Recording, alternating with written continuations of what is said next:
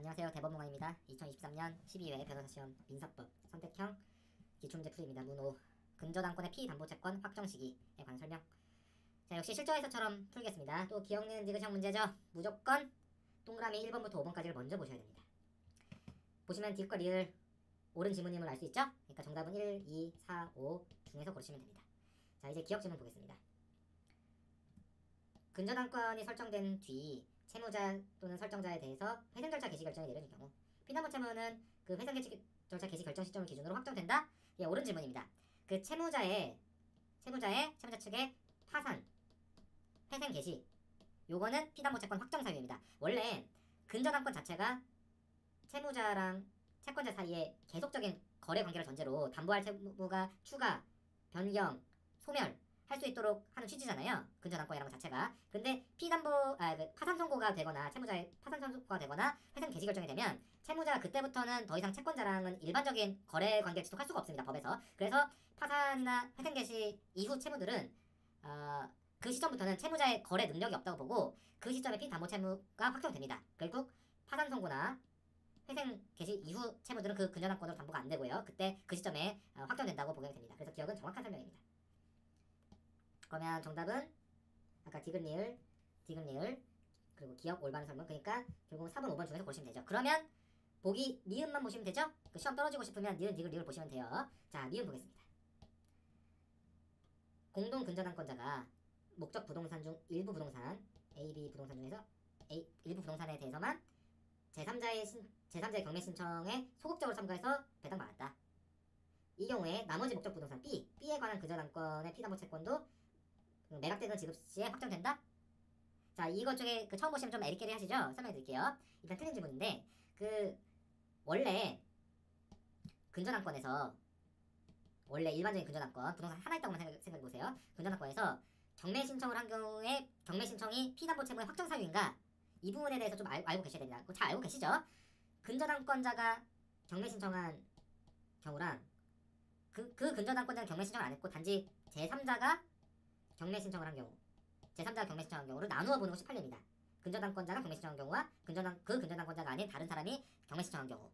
자, 근저당권자가 경매 신청한 거는 어떤 취지예요? 그 근저당권은 더 이상 채무자랑 더 이상 거래 관계를 지속하지 않고 경매로 이제 채무 변제를 받겠다, 이제 끝을 보겠다는 뜻이기 때문에 경매 신청한 시점에 그 근저당권의 피담보 채무가 확정됩니다. 나는 더 이상 너랑 채무자랑 채권을 더 늘리지도 않고 줄이지도 않고 하여튼 그 상태로 하겠다, 이제 변제를 받겠다는 것이기 때문에 경매 신청 시점에 확정이 돼요. 반대로 제3자가 경매 신청한 경우라면 그 경매 신청이 있었다고 해서 그 시점에 바로 근저당권자의 피담보채권이 확정될 이유가 없습니다. 근저당권자 입장에서는 계속 더 거래 관계를 지속하고 싶을 수 있잖아요. 그 근저당권자는 담보를 믿고 거래를 계속하고 싶을 수 있기 때문에 제3자의 일방적인 경매 신청으로 근저당권자의 피담보채무가 곧바로 확정돼서는 안 됩니다. 그래서 제3자가 경매 신청한 경우는 경매 신청 시에 곧바로 확정이 안 되고요. 다만 결국 경매 신청으로 경매가 돼서 부동산이 넘어가면 경매로 넘어가면 언젠가는 그 근저당권이 소멸되긴 하기 때문에 그 전에는 어쨌거나 피담보 채무가 확정이 되긴 하죠. 그 소멸하기 전에는. 근데 앞서 말씀드린 것처럼 근저당권자가 최대한 담보를 활용할 수 있도록 하는 것이 사랑하기 때문에 가능한 한 확정 시점을 가장 늦춥니다. 가장 늦춘 걸로 보는 게 판례입니다.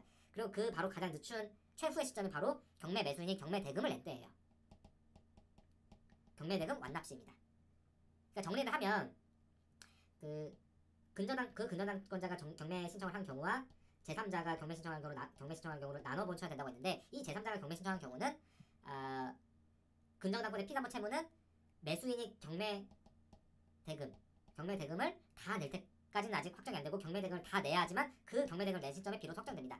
이해되시죠? 요거는 여러분들 알고 계신 거예요. 지금까지 설명드린 거는 부동산이 그냥 한 개 있는 거, 부동산 한 개 있는 사안을 전제로 말씀드린 겁니다.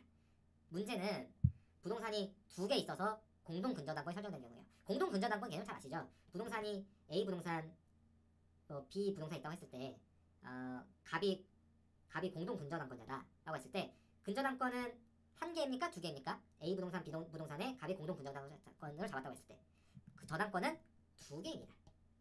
부동산 A에도 갑이 근저당권을 취득한 거고요. 부동산 B에도 갑이 근저당권을 취득한 거예요. 그러니까 두 근저당권은 서로 다른 저당권입니다. 서로 다른 저당권이 두 개예요. 단지 그 두 저당권에 담보하는 채권이 같은 채권일 뿐입니다. 즉 공동 근저당권이란 게 뭐냐면 피담보 채무가 같은 서로 다른 저당권들. 이게 공동 근저당권의 데피니션이에요. 정의예요. 일단 개념을 잘 탑재하십시오. 서로 다른 근저당권인데 그 근저당권의 피담보 채무가 같은 거. 이게 공동 근저당권의 개념입니다.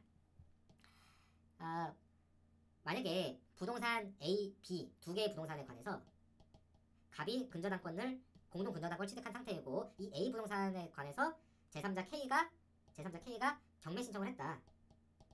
이 케이스를 생각해 봅시다. 그러면 갑의 A 부동산 근저당권 피담보 채무 어떻게 됩니까? 이건 앞서 부동산 한 개였을 때 설명한 거랑 똑같아요. A 부동산에 관해서만 보면 되기 때문에 그렇습니다. 근저당권자 갑은 A 부동산에 관해서 경매 신청을 했어요, 안 했어요? 안 했죠? 제3자 K가 경매 신청을 한 거니까 그 갑의 근저당권은 경매 신청 시에 확정되지 않고요. 아까 말씀드린 것처럼 가장 늦게, 즉 A 부동산의 경매 매수인이 매각 대금을 지급한 때 확정됩니다. 아까 본 법리죠? 이렇게 되는 이유는 말씀드린 것처럼 공동 근저당권 A와 B의 각각 근저당이 설정되는데 피담보 채권이 같은 이 공동 근저당권이라는 것은 서로 다른 저당권이기 때문에 그렇습니다. 한마디로 이 사건에서 공동 근저당권인 A 저당권, B 저당권은 서로 별개의 저당권이에요. 서로 다른 저당권이랍니다. 그 별개의 저당권이기 때문에 A 부동산이 경매가 되었으니까 결국 A 부동산의 근저당권이 확정되긴 하는데 그 시점은 제3자인 K가 경매 신청을 한 거니까 경매 신청한 시가 아니라 경매 매각대금 완납 시가 되는 것이고요. 그러면 B 부동산의 근저당권은 어떻게 됩니까? B 부동산은 경매가 된 적이 있어요, 없어요? 없죠. 경매가 된 적이 없습니다. B 부동산은 K는 A의 경매 신청을 했을 뿐이에요. 그러니까 B 부동산에 있는 근저당권은 여전히 남아 있어요. 부동산 등기부 때 보면 B 부동산의 근저당권은 여전히 그냥 등기부에 남아 있어요. 그러니까 A 부동산이 경매되는 건 한마디로 A 부동산이 매각되는 것뿐이고 그 경매 신청 시에 A, B 부동산 같이 일괄 경매를 하지 않은 이상은 B 부동산은 A 부동산 경매에서 영향이 없습니다. 한마디로 B 부동산 등기부에는 아무 영향이 없어요. 그래서 따라서 갑은 B 부동산 근저당권을 담보로 계속 거래를 해 나갈 수 있는 겁니다. 이해되시죠? 미음 사건은 A 부동산, B 부동산의 공동 근저당권을 설정했는데 A 부동산만 K에 의해서 경매가 되는 거예요. 그럼 B 부동산에는 경매가 안 되기 때문에 B 부동산의 근저당권이 남아 있다는 얘기입니다. 그리고 갑은 계속 그걸 가지고 담보로 계속 거래를 할 수 있고요.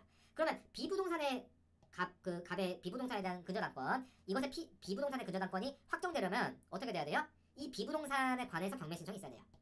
아니면 B 부동산 소유자가 파산 선고 받거나 회생 개시 결정을 받거나 그렇게 B 부동산에 관한 사유가 있어야 됩니다.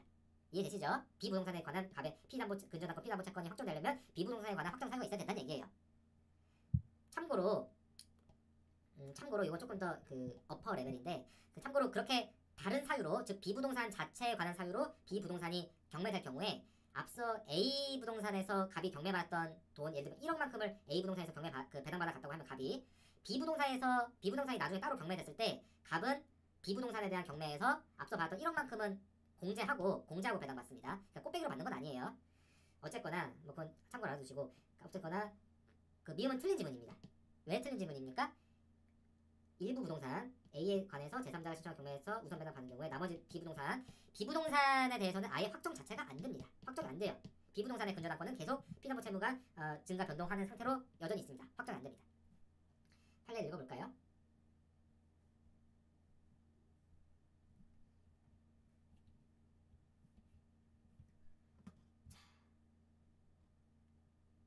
읽어봅시다. 공동근저당권 목적 부동산 중 A, B 중 일부 부동산 A에 대해서만 K가 신청한 제3자가 신청한 경매 절차에 배당을 받은 경우에 해당 부동산 A에 관해 피담보 채권이 확정된 시기는 매각대금 지급한 때, 아까 말씀드린 거죠. A에 관해서는 같은 시기에 나머지 목적 부동산 B에 대해서는 확정되는가? 소급 확정되지 않는다. 그러니까 B에 대해서는 그 자체 B에 관한 확정 사유가 발생하지 않는 한 확정되지 않는다. 원칙적으로 B에 대해서 확정이 안 된다는 얘기예요. 그렇죠? 읽어보시면 여기서 제3자가 신청한 경매 절차에 속지로 참가하여라 우선 배당을 받은 경우 이런 문구가 있는데요. 요 문구는 이건 한마디로 제3자가 경매 신청을 했지만 근저당권자 본인은 경매 신청을 하지 않은 채로 배당을 받아, 이런 뜻이에요. 소극적으로 참가해서 우선 배당 받은 경우라는 얘기는 배당을 받았는데 그 근저당권자가 배당을 받았지만 경매 신청을 하진 않았다. 배당 요구도 하지 않았다 라는 뜻입니다. 원래 저당권자는 경매 신청을 안 하더라도 배당받을 채권자에 해당되는 건 아시죠? 배당 요구를 안 해도 돼요. 경매 신청을 안 해도 돼요. 왜 그렇습니까? 왜 그래요? 민사집행법에서 그런 내용이 있어요. 민사집행법 148조를 보시면 경매가 되면 배당받을 채권자는 1, 2, 3, 4호에 있는 사람들의 배당을 받는데요. 그러면 먼저 1호 보시면 경매 신청을 한 사람, 그리고 2호를 보시면 배당 요구를 한 사람. 경매 신청을 했거나 배당 요구를 했으면 배당을 받는다는 얘기입니다. 그런데 저당권자는 저당권자로서 매각으로 소멸하는 것을 가진 채권자. 그 저당권자는 얘기예요. 저당권자는 여기 보면 앞에 경매 신청을 한, 뭐 배당 요구를 한 이런 말이 없죠. 사고에는. 그러니까 저당권자는 경매 신청을 안 해도 배당 요구를 안 해도 배당을 받는다는 얘기입니다. 당연히 배당받는 채권자라는 얘기예요.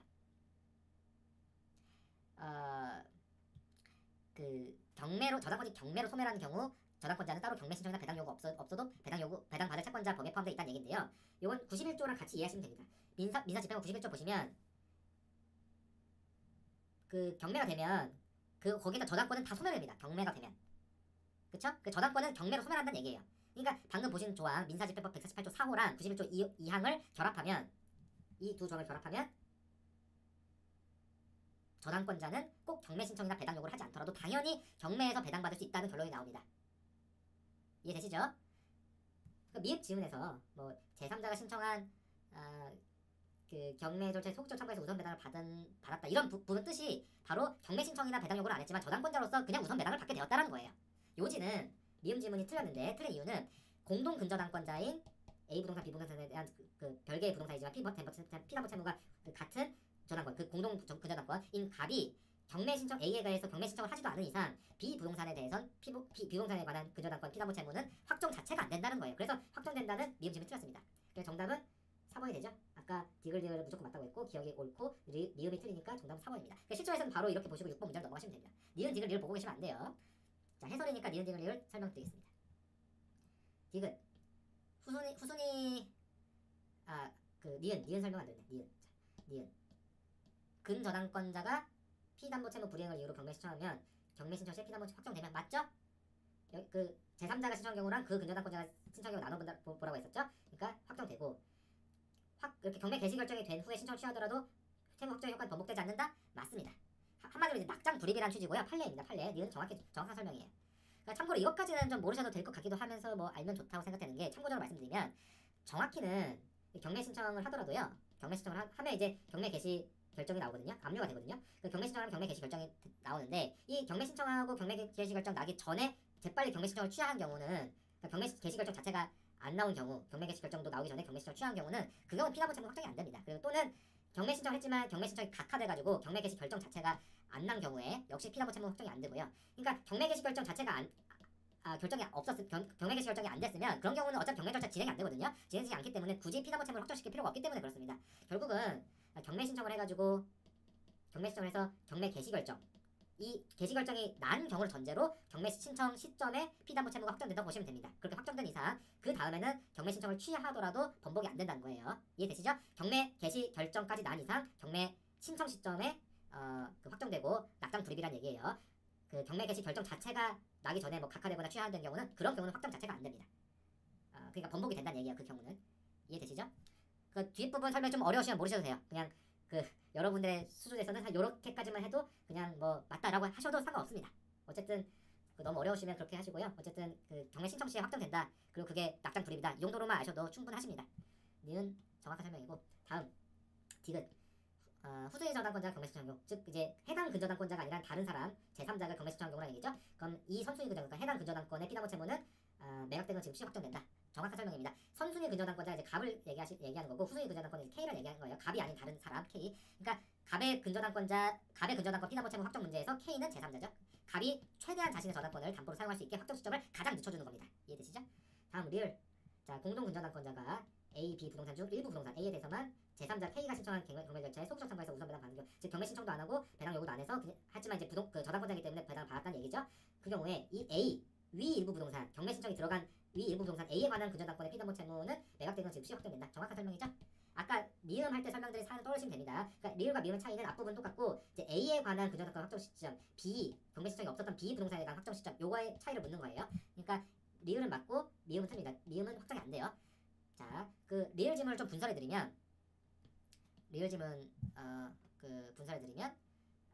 공동 근저당권자가 아니 갑이 목적 부동산 중 일부 부동산에 대해서 A, B 부동산 중에서 A에 관해서 제3자 신청 경매에서 소극적 참가해서 우선 배당을 받는 경우 즉 K가 경매 신청을 하고 갑은 경매 신청을 안 했는데 저당권자로서 배당받게 된 경우라는 얘기고 일부 부동산 A 부동산에 관한 근저당권의 피담보 채권은 매수인이 매각된 걸 지급한 데 확정된다. 맞죠? 리을은 아까 봤죠. 틀린 지문이라 했죠. 확정 자체가 안 됩니다. A랑 B가 서로 다른 부동산이기 때문에 그 부동산이고 A 근저당권, B 근저당권 역시 다른 근저당권이기 때문에 그렇습니다. 자, 미음도 분석해 드릴게요. 공동 근저당권자가 갑이 목적 부동산 중 부동산에 대해서 A, B 부동산 중에서 A에 대해서 제3자가 신청한 경매 절차, K가 신청한 경매 절차에 소극적으로 참고해서 우선 배당 받는 경우 갑은 배당 요구도 안 했고 경매 신청은 안 했지만 저당권자라서 당연히 배당 받는 경우에 나머지 목적 부동산 그 B에 관한 근저당권 피담보 채권은 자 틀린 거죠? 그 B 부동산 자체에 확정 사유가 없는 한 확정 자체가 안 됩니다. 핵심은 뭐냐면 핵심은 공동 근저당권은 서로 다른 부동산에 설정된 서로 다른 저당권이라는 겁니다. 정답은 어쨌든 그 4번이 정답이 되겠습니다. 정리합니다. 근저당권의 피담보 채권 확정 시기 관련해서 기억 맞습니다. 도산법상 회생 파산 선고로는 이제 더 이상 채권자와 거래 관계를 할 수 없게 되기 때문에 그 시점에 확정이 된다는 얘기고요. 니은 옳습니다. 근저당권자의 경매 신청은 경매 신청 시점에 확정이 되고요. 경매 개시 결정이 된 이상 낙장 불입이라는 얘기입니다. 디귿 맞습니다. 그 해당 근저당권자가 아닌 다른 사람의 경매 신청은 경매 신청 시가 아니라 매각대금 완납 시 갑의 피담보 채무가 확정된다는 얘기고요. 자, 리을 옳습니다. 리을은 사실은 디귿 리을은 같은 얘기예요. 똑같은 얘기입니다. A 부동산에 관해서만 생각해 보시면 똑같은 구조예요. 경매가 되면 결국 언젠가 확정은 되는데 그 시점은 가장 뒤인 매각대금 완납 시라는 얘기입니다.